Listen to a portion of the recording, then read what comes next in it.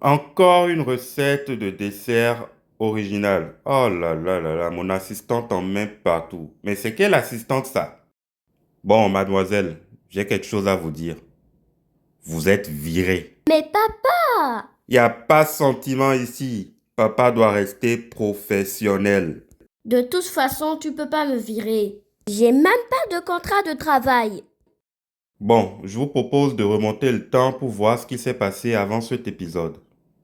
Tout a commencé avec 3 bananes plantains bien mûres.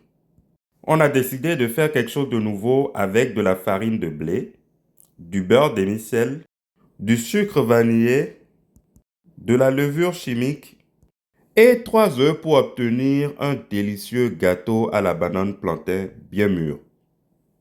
Observez-moi ce délicieux gâteau. Ah, ça donne envie.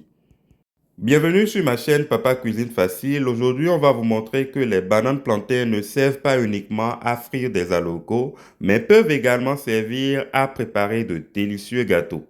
Oh là là là là, j'en fais même des rimes. Je ne force même plus. Ça vient tout seul.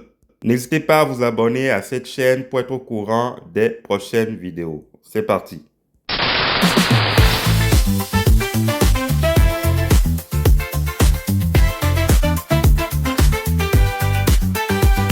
Papa, qu'est-ce qu'on mange aujourd'hui? Alors, mon assistante commence à éplucher les bananes plantains. Et à l'aide d'un presse-légumes, elle vient broyer les bananes pour en faire une purée. Pendant ce temps, je viens prélever environ 70 grammes de farine.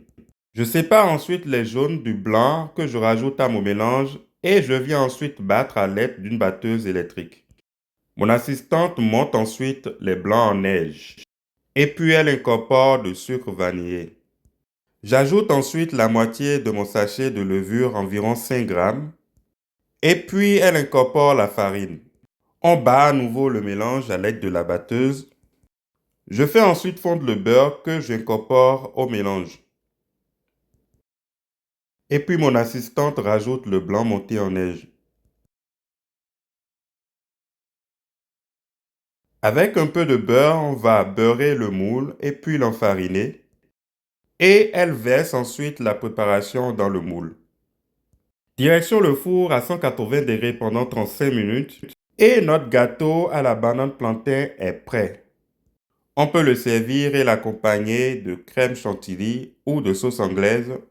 Et voilà, nous sommes à la fin de notre recette de ce jour. Je vous remercie de l'avoir suivi. Si vous l'avez aimé, n'hésitez pas à liker, à partager et à me dire en commentaire, bien sûr, quelle autre recette vous faites avec des bananes plantains.